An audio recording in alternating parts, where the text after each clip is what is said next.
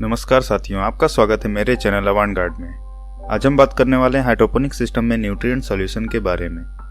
तो वीडियो को अंत तक पूरा देखें क्योंकि न्यूट्रिएंट सॉल्यूशन बहुत महत्वपूर्ण है हाइड्रोपोनिक सिस्टम में। हाइड्रोपोनिक में न्यूट्रिएंट सॉल्यूशन वैसे ही है जैसे मिट्टी में उर्वरक होता है। न्यूट्रिएंट सॉल्यूशन सभी आवश्यक तत्वों से भरपूर तरल माध्यम होता है जिसे पौधों की जड़ों के संपर्क में लाया जाता है ताकि पौधे विकास कर सके। पौधों के विकास के लिए उन्हें 16 तत्वों की जरूरत पड़ती है जिन्हें 3 कैटेगरी में बांटा गया है। पहला बेसिक न्यूट्रिएंट्स, दूसरा मैक्रो न्यूट्रिएंट्स और तीसरा माइक्रो न्यूट्रिएंट्स। तो सबसे पहले बात करते हैं बेसिक न्यूट्रिएंट्स की। पौधों को जीवित रहने के लिए सांस लेने, नमी प्राप्त करने और प्रकाश संश्लेषण यानी फोटोसिंथेसिस की जरूरत होती है और ये सब इन्हें ऑक्सीजन, नाइट्रोजन, कार्बन और हाइड्रोजन के रूप में मिल जाता है। ये चारों तत्व हवा और पानी में आसानी से उपलब्ध होते हैं जिनको पौधे आसानी से इस्तेमाल करते हैं। इसी के साथ प्रकाश पौधों को भोजन बनाने के लिए ऊर्जा प्रदान करती है। तो सारे जरूरी न्यूट्रिएंट्स प्रदान करने से पहले हमें इन बेसिक न्यूट्रिएंट्स का ख्याल रखना जरूरी है क्योंकि बेसिक न्यूट्रिएंट्स की कमी से पौधे विकास नहीं कर पाते। यानी कि जो हमें सराउंडिंग एटमॉस्फेयर देना है पौधों को वो साफ सुथरा, जैसे पानी, हवा भी अच्छी, प्रकाश भी अच्छा मिलना चाहिए पौधों को। ये हो गया इनका बेसिक न्यूट्रिएंट्स। अब बात करते हैं मैक्रो न्यूट्रिएंट्स की। ये ऐसे पोषक तत्व हैं जिन्हें पौधों को बड़ी मात्रा में अवशेषित यानी सोखने की जरूरत पड़ती है। ये सबसे महत्वपूर्ण पोषक तत्व होते हैं जिनका ध्यान न्यूट्रिएंट सॉल्यूशन में सबसे पहले रखना चाहिए। न्यूट्रिएंट सॉल्यूशन में 6 मैक्रो न्यूट्रिएंट्स का इस्तेमाल होता है जो पौधे अपने विकास के लिए इस्तेमाल करते हैं। पहला मैक्रो न्यूट्रिएंट है नाइट्रोजन।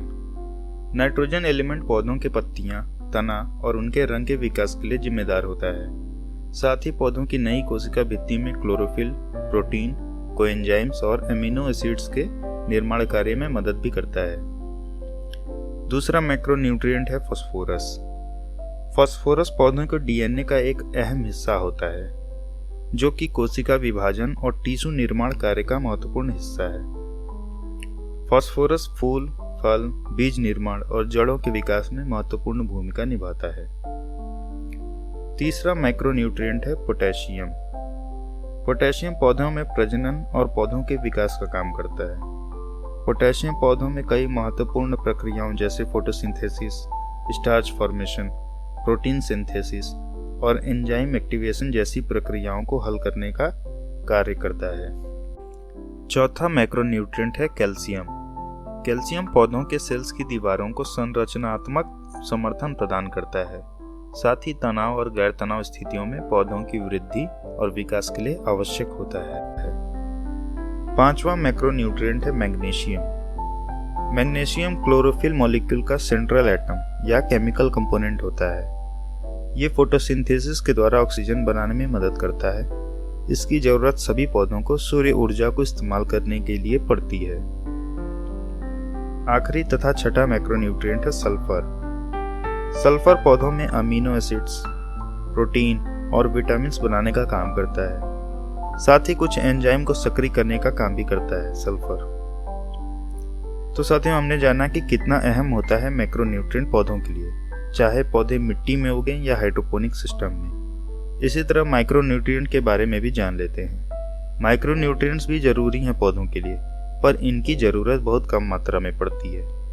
कुल 7 माइक्रो न्यूट्रिएंट्स इस्तेमाल किए जाते हैं न्यूट्रिएंट सॉल्यूशन में।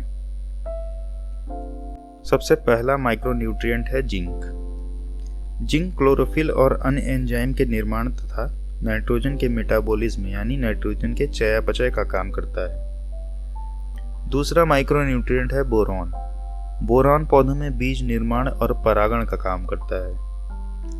तीसरा माइक्रो न्यूट्रिएंट है आयरन। आयरन ऊर्जा व्यवस्था और नाइट्रोजन के निर्धारण का काम करने वाले एंजाइम का एक कंपोनेंट या घटक है। आयरन क्लोरोफिल बनाने के साथ साथ फोटोसिंथेसिस के दौरान भी इस्तेमाल होता है। चौथा है मैंगनीज। मैंगनीज पौधों के ग्रोथ प्रोसेस के लिए उत्प्रेरक का काम करता है। साथ ही साथ फोटोसिंथेसिस के दौरान ऑक्सीजन बनाने में मदद करता है। पांचवा माइक्रो न्यूट्रिएंट है कॉपर। कॉपर की जरूरत पौधों में कई एंजाइम बनाने वाली प्रक्रियाओं के लिए पड़ती है। साथ ही क्लोरोफिल और बीज उत्पादन के लिए भी कॉपर आवश्यक है पौधों के लिए। छठा माइक्रोन्यूट्रिएंट है क्लोरीन।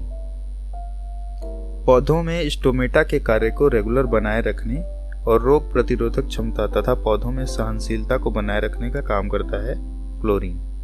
स्टोमेटा क्या होता है? स्टोमेटा जो फोटोसिंथेसिस या ऊर्जा व्यवस्था या गैसियस एक्सचेंज के दौरान जब पौधे की पत्तियों पे छोटे छोटे छिद्र होते हैं जिन्हें पौधे खोलता बंद करता है अपने काम के लिए। सातवां माइक्रोन्यूट्रिएंट है मॉलिबेडनम। मॉलिबेडनम 2 एंजाइमों का एक आवश्यक कंपोनेंट है जो नाइट्रेट को नाइट्राइट में कन्वर्ट करता है। चूंकि नाइट्राइट नाइट्रोजन का जहरीला रूप होता है, इसलिए मॉलिबेडनम फिर से पौधों के भीतर अमीनो एसिड के संश्लेषण से पूर्व नाइट्राइट को अमोनिया में परिवर्तित करने का कार्य करता है। इसीलिए मॉलिबेडनम माइक्रोन्यूट्रिएंट बहुत जरूरी होता है। तो साथियों, आप लोग समझ गए होंगे कि माइक्रोन्यूट्रिएंट भी जरूरी होता है पौधों के विकास के लिए। तो चलिए अब जान लेते हैं कि बाजार में उपलब्ध किन फर्टिलाइजर की सहायता से मैक्रो और माइक्रो न्यूट्रिएंट्स की पूर्ति कर सकते हैं हम। पहला फर्टिलाइजर है मैग्नीशियम सल्फेट, जिसे हम एप्सम सॉल्ट के नाम से भी जानते हैं। इससे हमें मैग्नीशियम और सल्फर मिल जाता है। दूसरा है पोटेशियम नाइट्रेट, जिससे नाइट्रोजन और पोटेशियम मिल जाता है हमें। तीसरा है पोटेशियम सल्फेट, इससे हमें पोटेशियम और सल्फर मिल जाता है। चौथा है सुपर फॉस्फेट। सुपर फॉस्फेट से हमें फास्फोरस और कैल्शियम मिलता है। और पांचवा हम कह सकते हैं आवश्यक माइक्रो न्यूट्रिएंट्स का मिश्रण, जिसे ट्रेस एलिमेंट या ब्लेंड ऑफ माइक्रो न्यूट्रिएंट्स भी बोलते हैं। ये बाजार में एक सिंगल पैकेट में ये ब्लेंड आता है, पूरा मिक्सचर आता है इनका माइक्रो न्यूट्रिएंट्स का, जो हम आसानी से ले सकते हैं और अपनी क्वांटिटी अपने पौधों के हिसाब से इनका इस्तेमाल कर सकते हैं। इनमें हमें iron, copper, chlorine, boron, manganese, zinc और मॉलिबेडनम मिल जाता है। तो आप भी इन फर्टिलाइजर के सही अनुपात के इस्तेमाल से अपना न्यूट्रिएंट सॉल्यूशन बना सकते हैं अपने हाइड्रोपोनिक सिस्टम के लिए। तो आज के लिए बस इतना ही। अपनी अगली वीडियो में हम अलग अलग न्यूट्रिएंट्स का पौधों पे डिफिशियंसी और टॉक्सिसिटी पे चर्चा करेंगे। तो वीडियोस को पूरा देखें, चैनल को सब्सक्राइब और शेयर करना ना भूलें। हमारे साथ बने रहने के लिए आपका धन्यवाद। आपका दिन शुभ हो।